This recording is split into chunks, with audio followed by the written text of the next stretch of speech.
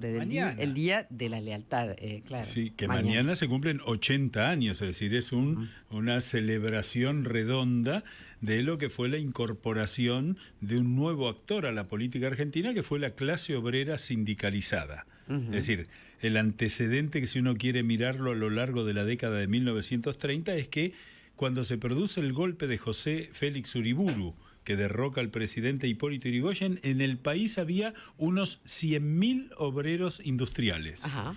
Cuando se produce el golpe de 1943, la revolución de 1943, había 1.100.000 obreros industriales. ¿En cuánto tiempo se produjo esa? 13 años. En 13 años se multiplicó por 11 la cantidad de obreros industriales y la dirigencia política, que en general cuando tiene éxito se vuelve conservadora, no se dedicó. Claro, cuando no hay totalmente. nada más conservador que un comunista, que estuvo 70 años en el poder. Absolutamente. Es decir, no es ideológicamente conservador, pero que todo se mantenga igual. Castro, Maduro. Claro. Y fíjate que nadie de los radicales, de los conservadores, de los socialistas, es decir, los partidos políticos importantes de la Argentina en ese entonces, le prestó atención a la clase obrera.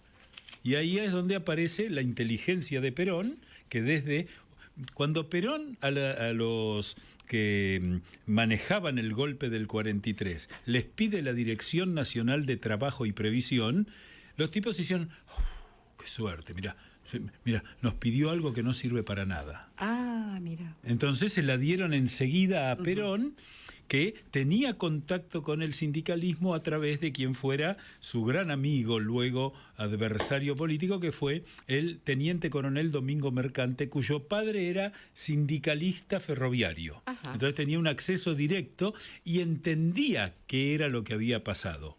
Recordemos que la CGT se funda en 1931, es decir, ese proceso de creación de una clase obrera industrial, ¿no? Acá hablamos solamente de la industria, sumada a la sindicalización, es decir, una organización obrera, es lo que hace posible que ocurra lo que viene en 1945, que sorprendió a todo el mundo.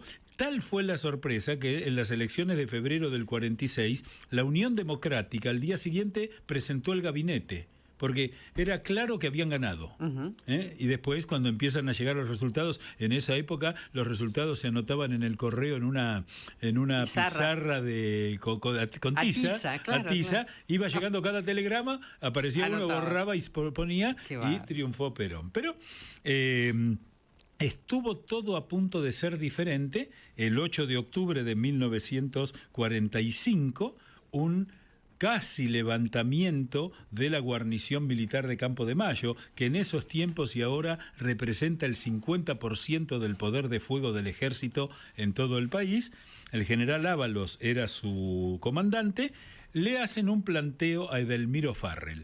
Edelmiro Farrell, a quien le decían el monito, porque tenía rasgos que cuando le decían, no, pero vos lo veías y no decías nada, pero cuando le decían el monito, veías un monito. No. Es muy impresionante ese detalle. Todavía se discute si fue un hombre excelentísimamente brillante o realmente un hombre que las circunstancias lo llevó a donde fuera. Por accidente. Exactamente.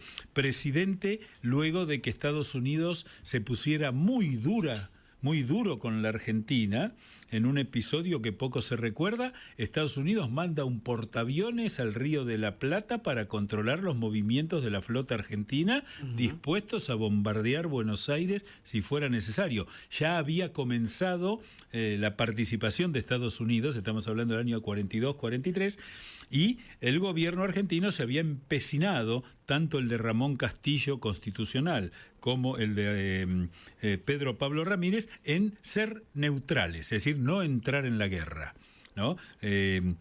Entonces, el gobierno de Estados Unidos tenía un secretario de Estado muy bruto, Cordell Hull, que era de modales muy brutales. Ajá.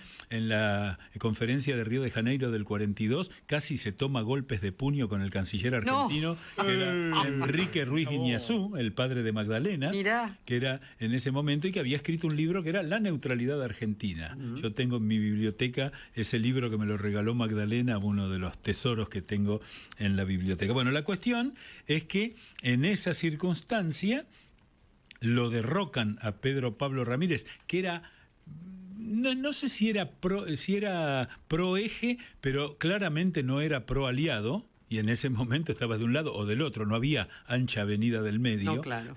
Como generalmente cuando Bueno, hay acá, extremos pasa lo mismo. Que ahora es prácticamente parecido. igual. Claro. La cuestión es que asume Farrell y navega un gobierno con muchísimas dificultades. El 23 de septiembre de 1945 se produce la Marcha por la Libertad y la Constitución, que junta en el Congreso 250.000 personas, pero ya ahí uno notaba cierto olor a naftalina. Ajá. Los tres próceres recordados eran Bernardino Rivadavia, Domingo Faustino Sarmiento y Roque Sáenz Peña. No parecía ser un grito a la modernidad. Entonces esa marcha pide que el gobierno vaya a la Corte, es decir, que renuncien los militares al gobierno y que la Corte Suprema de Justicia se haga cargo del gobierno. Epa. Sí. Y la marcha fue por toda la ciudad, terminó en Plaza San Martín. Poco tiempo antes se había creado la Policía Federal, que se puso a servicio del gobierno. Hubo bastantes desmanes y trifulcas en las calles. Y ahí aparece el tiempo de los abogados, que no es el de los políticos. Claro. El Procurador General de la Corte se reúne con el presidente Farrell y Farrell le dice: arme un gabinete y nosotros le entregamos el gobierno a la Corte. Juan Álvarez, un gran historiador, un gran pensador entrerriano, dijo, bueno, ya tengo que preparar el gabinete, me pongo a pensar. Y no entendió la dinámica de los hechos. Que tenía que ser rápido. Si a la tarde, es decir, vamos a ir viendo los puntos en los cuales podría haber cambiado la historia. Si Álvarez le lleva un gabinete de 8 ministros a Farrell el 25 de septiembre, Farrell le entregaba el gobierno a la Corte. Ajá. No pasó. Ya hartos algunos militares de esperar y de digamos, Perón había sumado a la Secretaría, primero la Dirección de Trabajo y Previsión la convirtió en Secretaría, dependiendo directamente del presidente. Es decir, Perón no necesitaba pasar por ningún ministro, le golpeaba la puerta al presidente.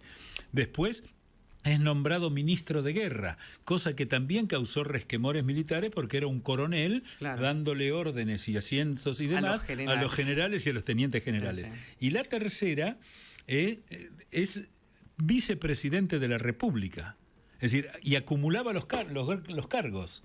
Entonces Perón el 8 de octubre, el día de su cumpleaños número 50, era vicepresidente, ministro de guerra y secretario de Trabajo y Previsión. Qué loco. Lo meten preso. Y ahí es donde Perón empieza a mostrar su astucia.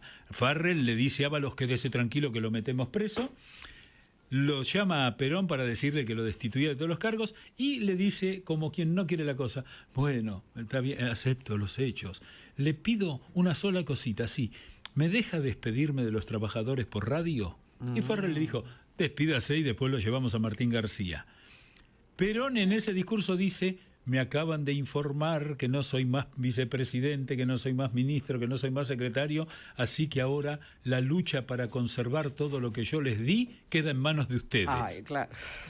Un maestro. A ver, Perón jugó todas sus cartas correctamente y creo que lo que ocurrió es que muchos lo tomaron en menos. Que es lo peor que uno puede hacer. Lo subestimaron. Claro, es lo peor que uno puede hacer. Uno, si sobreestima al otro, puede cometer el error de la prudencia, pero nunca el de la imprudencia. La cuestión es que Perón lo llevan a Martín García, que era un penal, el ejército se lo saca de encima, lo llevan a una dependencia de la Marina, lo mete preso la Marina. Claro. ¿No? Y ahí empieza toda una serie de episodios que van a culminar con que Perón se enferma. Hasta hoy se discute si esa enfermedad fue cierta o no. Perón dijo tener unos síntomas de malestares. De Martín García lo traen al Hospital Militar, que se había inaugurado hace muy poco tiempo. El Hospital Militar es una obra de arquitectura e ingeniería enorme. Yo he estado 2 veces allí y ver el tamaño, uno no sabe dónde termina. La cuestión es que Perón ahí lo atienden y después vienen y aparecen todos los que estaban, digamos, apoyándolo. Evita recibe una carta que la pone muy contenta. Era un poquito escandaloso porque Perón y Evita convivían no estando casados. En ese tiempo, en el ejército y en la sociedad en general no era bien visto. Entonces, Perón le manda una carta y dice: Chinita, yo ahora me voy a reunir con Farrell, le pido la baja, le pido el retiro y nos vamos los dos juntos a vivir a la Patagonia, que es nuestro sueño, y así arreglar todos los papeles. Apenas me liberen, nos casamos y nos vamos al sur. Se ha discutido sobre esta carta si Perón era honesto o no. Yo creo que Perón ahí es honesto absolutamente. Perón creía que se había acabado su vida política y Evita viaja a Junín para tramitar su certificado de su acta de nacimiento para poder casarse, ¿no? Y hace otros trámites que nos permiten afirmar una cosa que se discute también hasta hoy.